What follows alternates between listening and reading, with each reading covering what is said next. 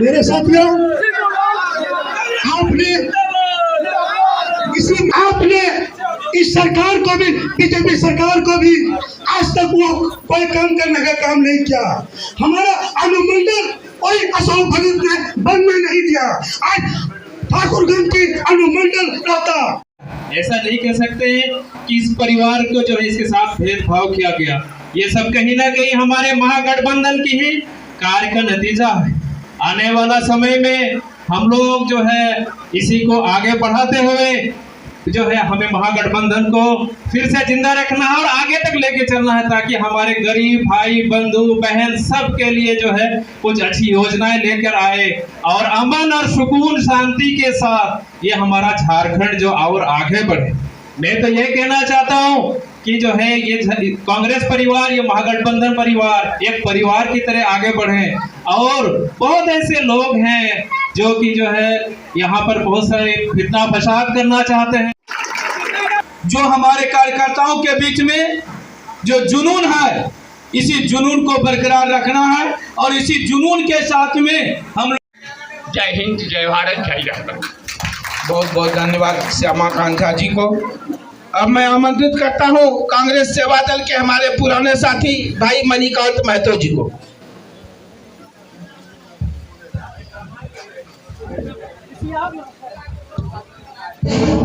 बढ़िए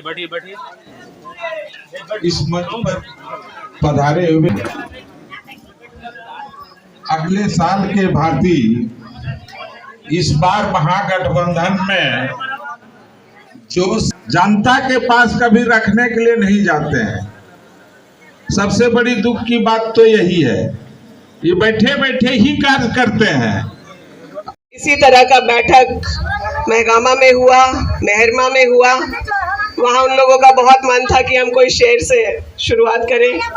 होमवर्क दे दिया तो हम सोचे कार्यक्रम मन्ना अब हमारे दिल में है, देखना है जोर कितना बाजुए कातिल में है।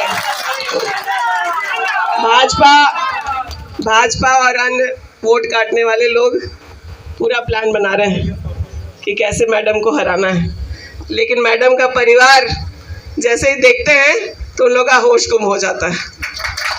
आप सब लोगों को बहुत धन्यवाद, आभार दिल से। पार्टी के नेता राहुल जी को और अन्य सभी नेताओं को धन्यवाद कि उन लोगों ने मुझे 3 महीने का मंत्रालय का भी कार्यकाल दिया। जब यहाँ बैठते हैं तो याद आता है कि शुरुआत में हम लोग जब ठाकुरगंज आते थे तो कैसे हम लोग 5 लोग से फिर 10 लोग, फिर 20 लोग और 50 लोग, और आज हम लोगों का परिवार इतना बड़ा है कि कोई भी जगह जो है अब छोटा हो जाता। जिनके चलते आज हम इस सम्मान को प्राप्त कर सके हैं, ये मौका आप लोगों ने दिया कि आप लोगों की सेवा हम कर सके। गंगटी आने में पहले 2019 के सही बताते हैं, शाम को जब यहाँ से लौटते थे तो बिना पैरासीटामोल खा के शरीर का दर्द नहीं जाता था। सड़क का क्या हालत था, गांव के अंदर क्या हालत था, और एक दिन में गंगटी के अलावा फिर हम कहीं नहीं जा पाते थे। इसी प्रखंड में सभी पंचायत भी नहीं घूम पाते, लेकिन हम बहुत गर्व से कह सकते हैं कि आज हम गंगटी जो है 40 मिनट में महगामा से गंगटी पहुंच सकते हैं और पूरे दिन गंगटी का भ्रमण करके शाम को महगामा में जाकर के एक मीटिंग भी कर सकते हैं।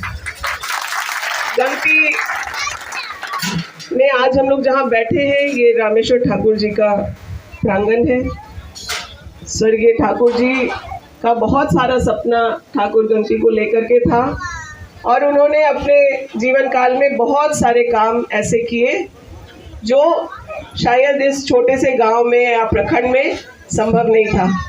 उन्होंने हॉस्पिटल की कल्पना की, कॉलेज की कल्पना की, पुस्तकालय की कल्पना की और कैसे इस प्रखंड को अनुमंडल बनाया जाए इसके भी प्रयास किए।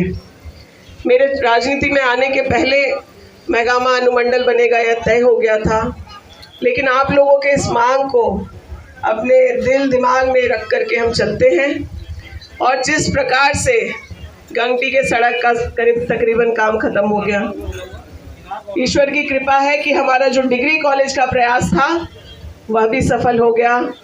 भगैया में सिल्क के काम को कैसे बढ़ाया जाए, कैसे वहाँ सभी लोगों का ध्यान जाए, उसमें भी हम लोग बहुत हद तक सफल रहे।